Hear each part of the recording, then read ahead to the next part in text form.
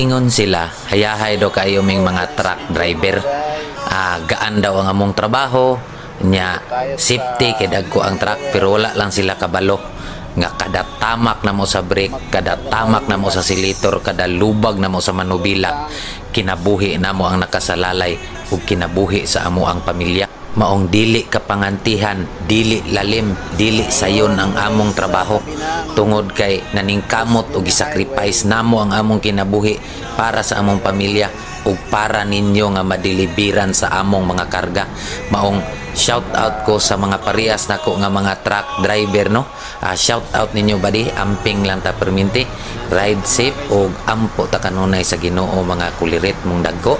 Ug para dahil sa mga tag-iya og tracking, mga kumpanya na unta pinanggaon ug mahalon ninyo ang inyong mga driver tungod kay wala ang inyong kumpanya ug wala ang mga driver. Mao nga unta magnirespeto anay tang tanan, magrespeto mi isip usa kamo kaamo ug respetuon pud unta mininyo nga isip usa ninyo ka driver. Ug daghan kayong salamat sa tanan. God bless us all, ride safe ug mga badi, amping ta kanunay sa atong mga biyahe. God bless us all. Kuliret.